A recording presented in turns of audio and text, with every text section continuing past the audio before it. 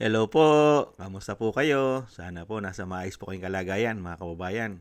Muli po inyong lingkod ay nagbabalik po muli at tayo po magsama-sama dito po sa Tambayang Makabayan. Magumpisa na po tayo.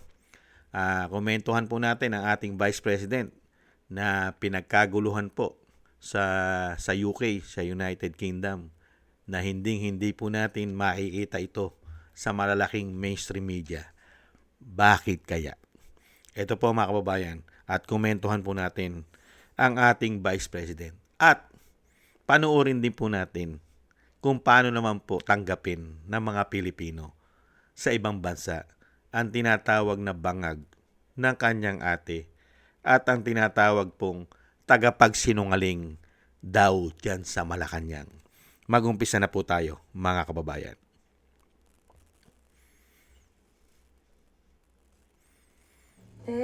Ganito po ba talaga kayo mag-keep?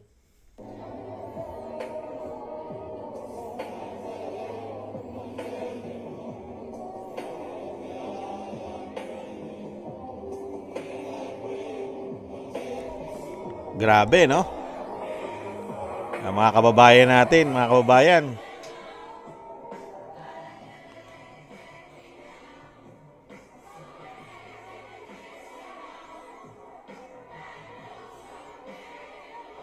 Hindi sila magkamayaw.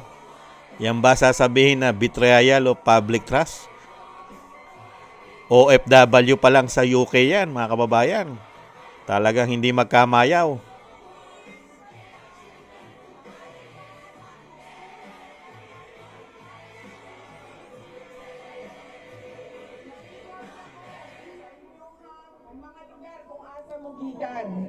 Dahil maraming problema. Ito pa po mga kababayan, totoo po ang ating Vice President, isang damukal ang problema ng ating bansa. Pero isang damukal din po ang pera na binabudget nila. Unbelievable. Ito pa po.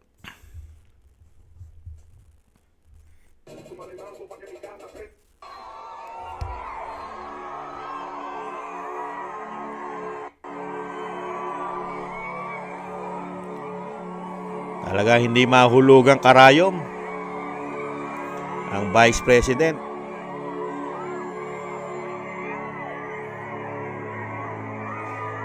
Nangyayari po ba yan sa tinatawag na bangag ng kanyang ate? Ganyan po ba sa lubungin ng mga kababayan nating OFW?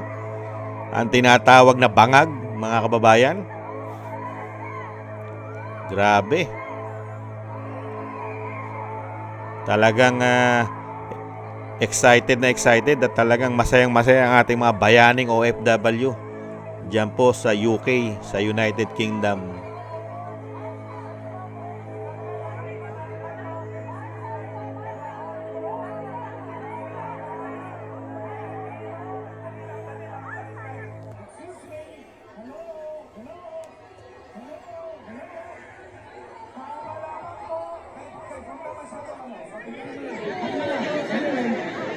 Diba sabi ko kanina, lahat po ng mga Pilipino sa United Kingdom ay sisip. Grabe. Kaya takot na takot sila eh.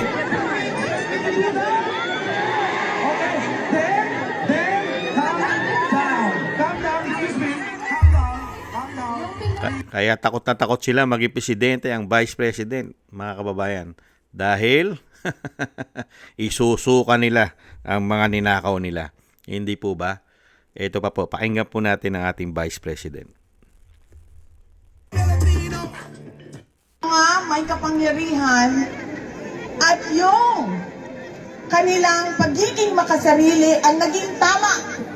At lahat tayo naging mali. Kulong kayong lahat.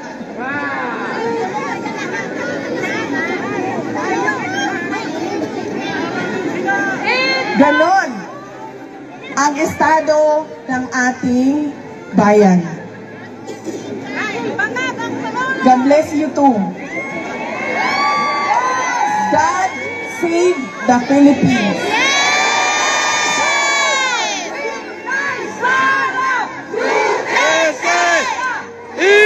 Inday Sara Duterte!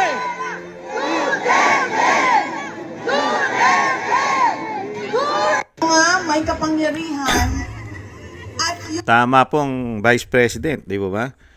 Yan po nakikita natin sa ating bansa. Kung sino po ang nasa katwiran at sa katotohanan ay ipinakukulong. Pero po ang mga magnanakaw sa ating bansa, protektado. Hindi po ba? At tingnan naman po natin, ibalik tanaw naman po natin kung paano naman po tanggapin ito po mga tinatawag na bangag ng kanyang ate at tinatawag po tagapagsinungaling at tinatawag din pong reyna ng mga fake news. Ito po ang pagsalubong naman sa kanila ng taong bayan, ng ating mga kababayang OFW na mga bayani. Panoorin po natin sila.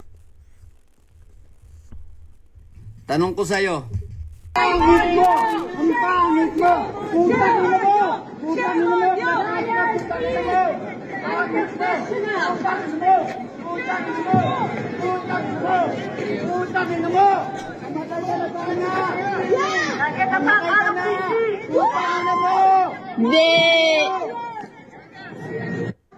Palooy ang mga Pilipino. Shame on you, Claire, anti-Claire. Ninyo ang kwarto sa flood control. Shame on you, anti-Claire, anti-Claire. Please, Cry, baby. please, bring the money to the Filipino people. We have a big flood control projects come right now. Okay.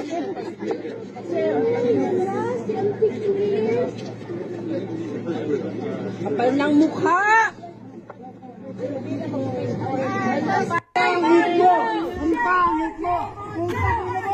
Ang pangit daw po, pinagmumura pa at ibalik daw po ang mga ninakaw nila, lalong-lalo po sa flood control scandal. Ito pa po ang galit ng mga Pilipino, mga kababayan, kay bangag na tinatawag na kanyang ate. Tay, anong birthday wish mo? Nagsagawa nga ng protesta ang mga Filipino community dito sa Vancouver, Canada upang papanagutin si President Bongbong Marcos sa naging problema ng korupsyon sa bansa. Dala ang placard at matatapang na pananalita. Hindi na pigilan ng distansya ang mga kababayan natin sa Canada upang isigaw ang kanilang pagkadismaya sa kasalukuyang administrasyon. Sa harap mismo ng World Trade at Fairmont Hotel sa Vancouver, nagsagawa ng kilos protesta ang mga Pilipinong residente rito, kabilang ang grupong DDS Maisog Vancouver. Ayon sa mga demonstrador, hindi nila masikmurang mga balita ng korupsyon na nangyayari sa sariling bayan habang nagpapakasasa umano ang delegasyon ng pamanaan sa mga mamahaling hotel sa ibang bansa. Ginagawa namin itong rally na to because hindi na namin masikmura kung anong nangyayaring mga corruption at katiwalian sa Pilipinas. Wala man kami sa Pilipinas, pero dito sa Canada, hindi namin papayagan na naglalamyerda at nagpapakasaya itong habang naghihirap ang buong Pilipinas. Kabilang sa mga pangunahing binitbit na isyu sa protesta ay ang kontrobersya sa trilyo-trilyong pondo para sa flood control project at ang umano'y panggigipit ng Grabe, no? Mga kababayan po natin, mga bayani yan, mga OFW. At karamihan din po dyan, mga residential na mga kababayan. Ito pa po, ganyan po ang isinasalubong sa kanila ng mga Pilipino. Sana hindi one-sided ang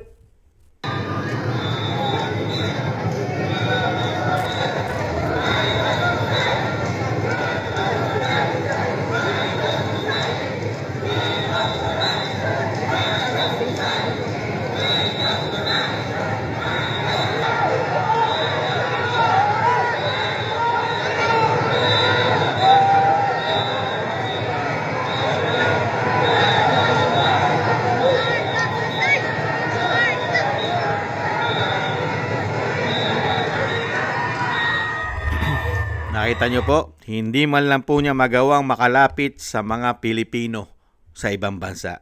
Hindi po katulad ng Vice President.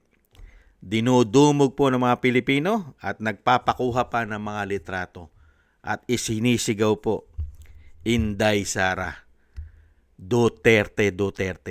Samantalang dito po, sa kabilang side na tinatawag na bangag na kanyang ate at tinatawag pong tagapagsinungaling, dyan po sa Malacanang, di umano, ano po ang sinisigaw?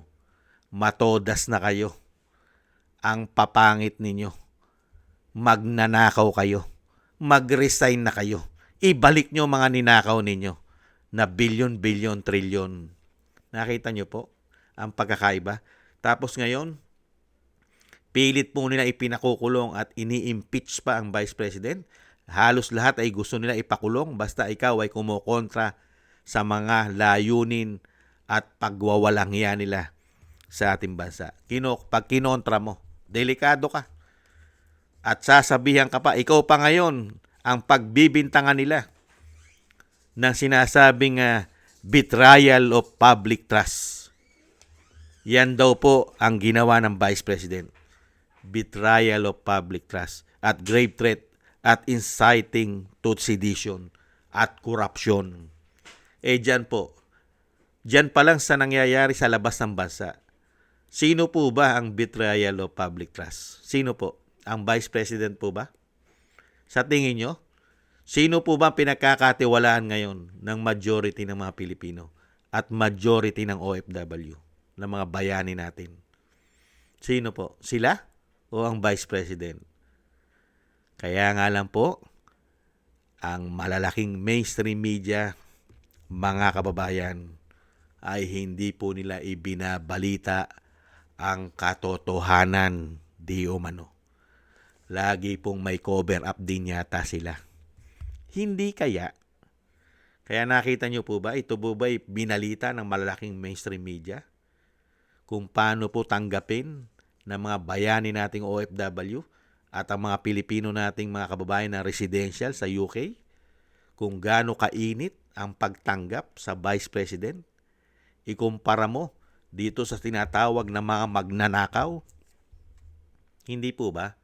Kaya nga po ang tanging pag-asa po natin mga kababayan para po mawakasan, matuldukan at mapanagot ang mga tunay na mga magnanakaw at itong mga betrayal of public trust. Mapanagot po ito. Ito po mga tao na ito. Lalong-lalo po sa korupsyon. At magamit pong muli ang pera ng mga ninakaw nila para po sa magagandang programa ng ating bansa. Nakapakipakinabang po. Hindi po ba? Hindi ang dapat ay sila ang makinabang at dalin lang at ibili lang ng kanilang mga ari-arian pati sa labas ng bansa at magpasasa ang kanilang lahi, ang kanilang pamilya na ginagawa pa around the world ang pamamasyal ng mga hindot na yan. Hindi po ba? Kaya po magkaisa po tayo mga kababayan at huwag po tayong pumayag na maghari po ang kasamaan ng mga politiko sa ating bansa. Kailangan po sila'y magwakas. At syempre po ang suporta po natin ay tuloy-tuloy lang at huwag po tayong mag-iwanan sa suporta dahil yan po ay para po sa kinabukasan ng ating bayan at sa ating mga susunod na lahi na ang ating bansa ay hindi po lamunin ng ganyang klaseng sistema. Dinanas na po natin yan sa kanyang ama. Huwag naman po tayo pumayag na danasin din natin sa anak ang ginawa po ng kanyang ama. Huwag naman po sana na ito po ipagkaloob ng mahigit 20 taon. Tapos eto na naman siya mga kababayan at ang pinakamasakit, mas marami na sila ngayon. Dahil nga po naging sindikato na po ngayon. Pati yata mga mainstream media, hindi kaya? Pati mga makakaliwa, hindi kaya? Pati yata simbahan, hindi kaya? Mga kababayan, at isang damukal na mga politiko, oligarkiya, hindi kaya? Sindikato na talaga. Maraming salamat po mga kababayan at mabuhay ka po Vice President Sara Duterte.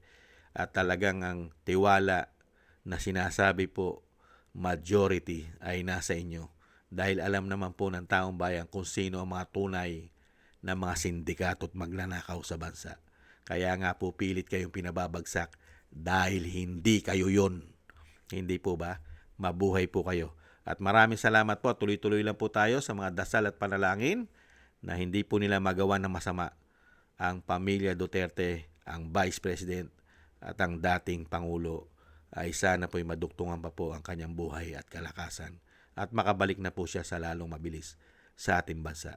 Maraming salamat po, lalong-lalo po sa inyo mga kababayan. Tuloy-tuloy lang po tayo ang suporta para po sa muling pagbabago ng ating bansa. Maraming salamat po sa naagusto po na ating tambayang mga kababayan sa YouTube at TikTok. At ganoon din po sa ating mga subscribers at patuloy nagsusubscribe. At sa inyo pong mga nagko-comment, like, and share. Thank you po mga kababayan. At maraming salamat din po sa mga nagbibigay po ng tulong at biyaya. Thank you po sa inyo. Shoutout po sa inyo lahat. At God bless po sa inyo lahat. Muli po, maraming salamat po. Tiis-tiis lang po tayo. Bye-bye.